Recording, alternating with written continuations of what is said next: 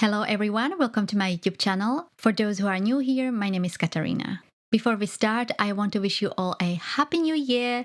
I hope despite of the current obstacles around the world, your 2022 will be amazing. As it's the start of the year, I'm keeping it simple. I'm making 2 cards with zodiac star signs. This is something I wanted to do for a while. And because these cards are very simple, they are definitely perfect for beginners. Let's get through the supplies. The supplies are very minimal. You definitely don't need any stamps or dies. For the first card, you need a blank card, a pencil and an eraser, and a black pen. I have here a fine liner in 2 sizes, 0.5 and 0.3. The smaller one is only to draw the stars. I just found it easier to draw. If you only have one, that's okay. For this card, I decided to draw the star sign for Aquarius, which is my star sign. This was not the reason why I chose it. I just liked it. It wasn't too simple, but not too complicated either. I'm drawing directly on top of the card base, but you can also use a separate cardstock, which you then adhere on top of the card base.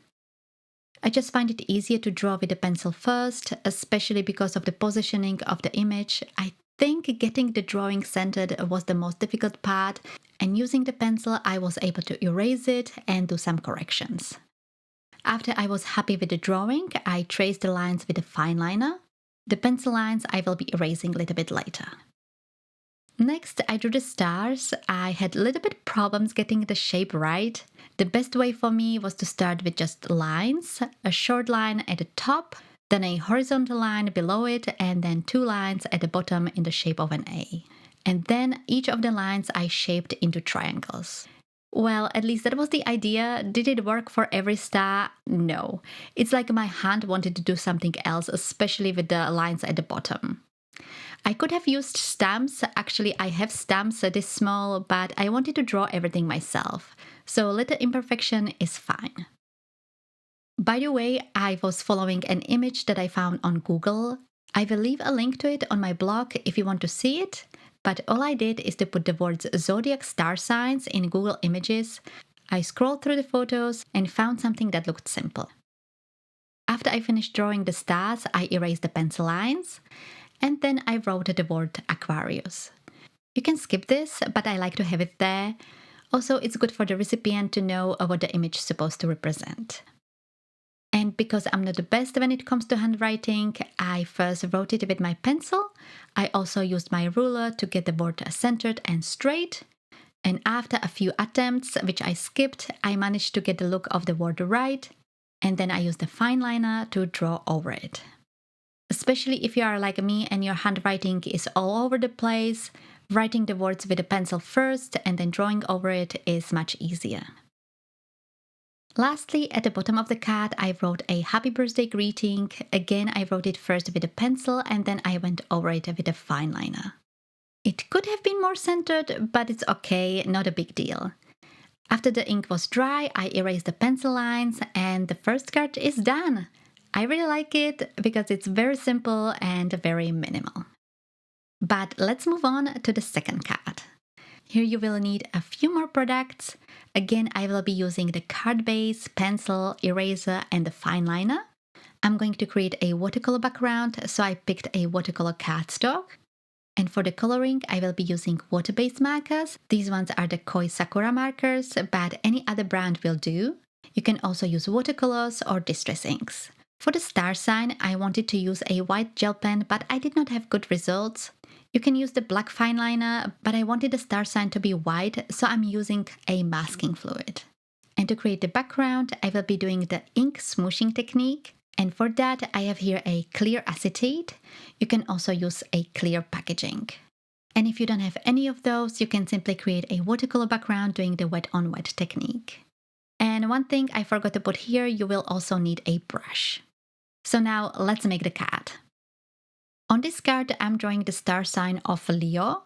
Again, I started drawing the star sign using a pencil, and I had to draw it and erase it a few times until I had it right. Mainly getting it centered was the problem. So if you have such problems, you're not alone. I just don't include it in the video because it's boring. Next, I used the masking fluid and I went over the lines, making sure they are quite thin. To apply the masking fluid, I used a brush, and so the brush doesn't get ruined using the masking fluid, to protect it, I put a little bit of soap onto the bristles. I rinsed it with water just a bit so you still have some soap on the brush, and then I apply the masking fluid. I learned this from Christina Werner. She even mentioned this in one of her recent videos. I applied the masking fluid over the pencil lines, and then I also painted the stars. They are not as neat. I could have used a smaller brush, but I don't really mind. But if this is a problem for you, just use a small brush. I let the masking fluid dry. It needs to be fully dry before watercoloring over it. And when it was dry, I started creating the background. As I said, I'm doing here the ink or paint smooshing technique. There are actually two ways you can do this technique. One where you put the inks or watercolors onto a slick mat, add water and smoosh your cardstock over it.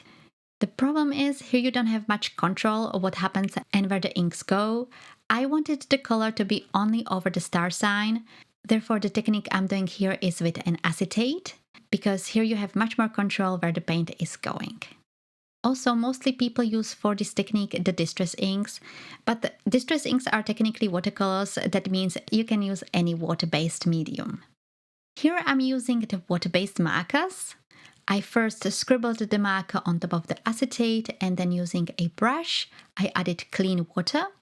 I flipped it over and smooshed it down onto the watercolor paper. I used pinks, purples and blues, and I followed the same process with each ink. I also used my brush to help the color move around, not at the edges, those I wanted to be as they are, but in the middle. And I also used the brush to soak up excess water. I wiped the ink from the acetate with a kitchen towel before applying the next color, and I made sure the acetate is fully dry.